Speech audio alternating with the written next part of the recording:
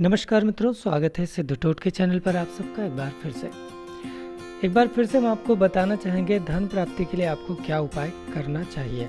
आपको कई सारे ऐसे वीडियोस YouTube पर मिल जाएंगे जो आपको धन से संबंधित उपाय बताते हैं और उनमें से सही भी होता है, गलत भी होता है, आपके लिए काम भी करता है, नहीं भी करता है। हर तरीके के वीडियोज़ आपको मिलते हैं। कुछ वीडियो बहुत ही फर्जी किस्म के हैं जिनको देख करके या उनके उपाय करके आपको कोई फ़ायदा नहीं मिलता है, और वहीं पर कुछ उपाय आपको ऐसे भी मिल जाते हैं जो वास्तविक हैं और जिनको करना लाभप्रद होता है। तो अगर आपको इस चैनल पे भरोसा है और पहले से भरोसा रहा है, क्योंकि आप पुराने चैनल को अगर देखे होंगे तो आपको पता ही होगा, तो आप इस चैनल पर बताए हुए उपायों को करके ज़रूर देखें ताकि आपको उससे संबंधित लाभ प्राप्त हो सके। मैं आपको ये भी बता दूं कि जितने भी उपाय आपको दिए जाते हैं उन उपायों से आपको कोई हानि या किसी को भी कोई हानि नहीं पहुँचती है जब तक कि आपको उसके बारे में पहले से आगाह न किया गया हो। तो फिर आप कोई भी उपाय देखिए और उसको अपने साथ करके देखिए कि आपको उससे क्या लाभ प्राप्त होता है। अब यहाँ पर हम बात करें धन से संबंधित, तो देखो जो लोग मुझे कॉल करते हैं वो भी ये बात कहते हैं कि हमारे पास पैसा नहीं है। जो लोग मुझसे कुंडली दिखाना चाहते हैं और मुझे कॉल करते हैं वो भी ये बात कहते हैं कि सर पैसा नहीं है, आप हमारी कुंडली देख लो, आप हमारा हाथ देख लो, हमारे पास पैसा नहीं है। तो इससे ये बात समझ में आती है कि पैसे से संबंधित समस्याएं सबको हैं। तो पैसे से संबंधित समस्या यदि आपके सामने है तो ये आवश्यक हुआ कि आप उससे जुड़ा उपाय कर ले, ताकि कम से कम आपके जीवन में किसी भी अच्छे काम के लिए तो आपके पास पैसे हों ही। कोई बुरा काम आप करते हो या करने जा रहे हो उसके लिए पैसा नहीं, कोई बात नहीं, लेकिन अच्छे काम के लिए तो पैसा होना ही चाहिए। इसलिए मैं कहूँगा कि आप सबको इस बात का ध्यान रखना है जो आज हम वीडियो में बताएंगे। तो सबसे पहले तो जो लोग अभी नए हो चैनल सब्सक्राइब कर लें, साथ ही नोटिफिकेशन बेल को ऑन कर लें ताकि आने वाली वीडियोज़ की नोटिफिकेशन आपको मिलती रहे। और इसके साथ ही वीडियो को शेयर ज़रूर करें, क्योंकि शेयर करने से पुण्य कर्म आपके बढ़ते हैं और उसका लाभ आपको होता है। अब हम बात कर रहे हैं कि उपाय क्या है और उनको कैसे किया जाना है। किसी भी प्रकार का उपाय करने से पहले इन बातों का ध्यान रखें कि आपका मन साफ हो, आप नहा धो करके उपाय करने जाएं। अगर आपको बताया जा रहा तो निश्चित रूप से नहा धो करके ही करना चाहिए। अगर किसी प्रकार के दिन की व्यवस्था है, किसी विशेष दिन किया जाना है, तो वह भी आपको बताया जाता है, उसका भी ध्यान रखना चाहिए। अब मैं आपसे कहूँगा कि धन से संबंधित उपायों को शुक्रवार के दिन करना सबसे अच्छा है। इसके अलावा स्थिर लग्न में यदि आप माता लक्ष्मी की पूजा करें और उनसे संबंधित उपाय करें तो ये भी आपके लिए बहुत अच्छा रहेगा और इससे भी आपको बहुत ज़्यादा लाभ प्राप्त होता है। स्थिर लग्न में ही क्यों? क्योंकि स्थिर लग्न में माता लक्ष्मी स्थिर है और उनसे आप अपनी जो प्रार्थना है उसको आप कर सकते हैं, क्योंकि लक्ष्मी को गतिमान माना गया है। तो स्थिर लग्न में आप उनसे उनकी पूजा करके उनको प्रसन्न करने का एक अस्थायी योग प्राप्त करते हैं, इसीलिए उसको स्थिर योग कहते हैं। तो ऐसे लग्न में आपको करने से फायदा बहुत ज़्यादा है।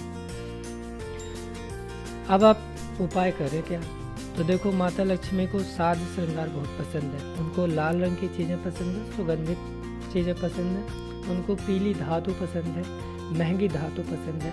इसलिए इन बातों का ध्यान रखें कि माता लक्ष्मी के पूजन में जब भी आप बैठते हैं तो वहाँ पर धन से संबंधित कोई वस्तु, चांदी से, सोने से संबंधित वस्तु, लाल रंग की वस्तुएं, चूड़ियाँ, श्रृंगार के सामान, इन सब चीज़ों को लेकर के, लाल रंग के फूलों को लेकर के, सुगंधित फूल, इत्र का प्रयोग करके उन्हें प्रसन्न किया जा सकता है।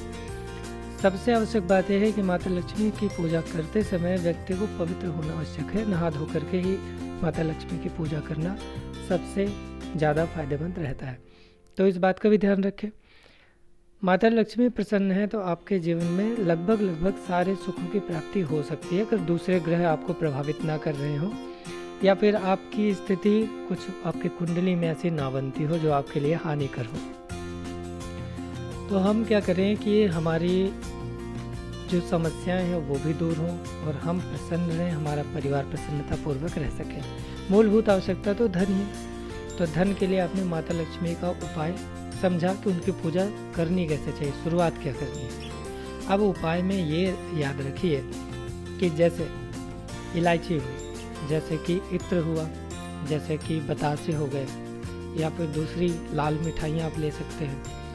इन चीज़ों को माता लक्ष्मी को आप चढ़ाइए, यह आपको बहुत ज़्यादा लाभ देती है। किसी भी शुक्रवार से आरंभ करके जितने शुक्रवार आप कर सके उतने शुक्रवार का संकल्प ले लीजिए और माता लक्ष्मी को लाल रंग के फूल चढ़ाइए। अच्छा होगा कि आप सुगंधित फूल ही चढ़ाएं लाल रंग के, तो वो आपको धन से संबंधित समस्या दूर होती हुई दिखेगी। शुक्रवार के दिन का एक उपाय आपको और बताया गया था। यदि आप नौकरी वगैरह के लिए परेशान हैं तो शुक्रवार के दिन ताले वाली एक व्यवस्था आपको बताई गई थी। इस उपाय को करना बहुत लाभदायी रहता है।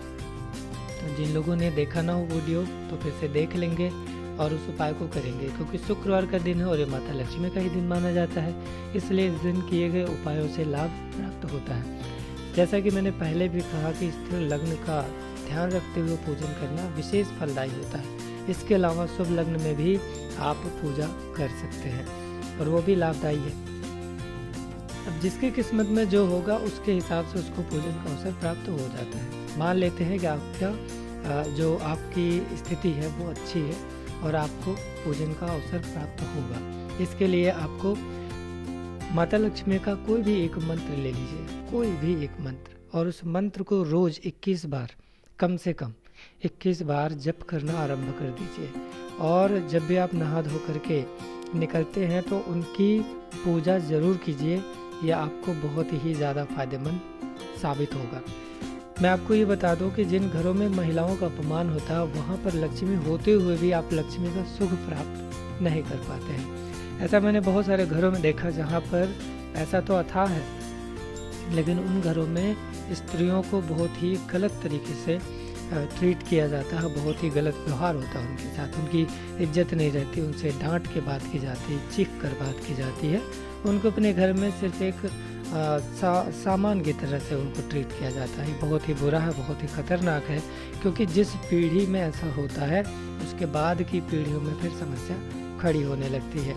हालांकि लोग इन बातों पर ध्यान तो देते नहीं हैं, उनको लगता है कि वो बहुत ही ऐशो आराम से हैं, और कुछ लोग तो रौब और रुआबदार होना अपने आप को ज़्यादा महसूस करवाने के चक्कर में ऐसी हरकतें, ऐसी गलतियां कर देते हैं जो कि उनके या उनके परिवारजनों के लिए घातक साबित होती है। महिलाओं की इज्जत करें।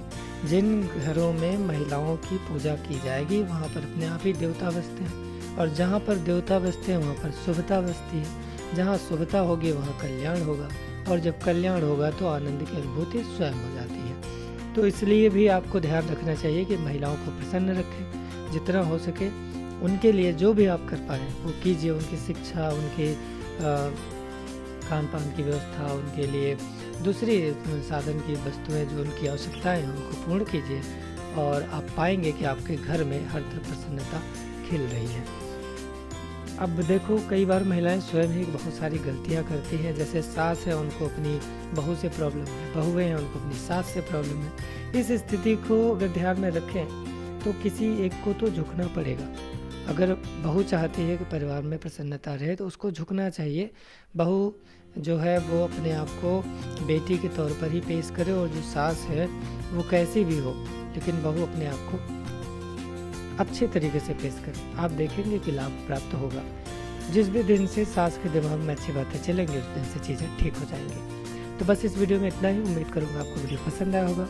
मिलते हैं अगली वीडियो में, तब तक के लिए नमस्कार, खुश रहिए।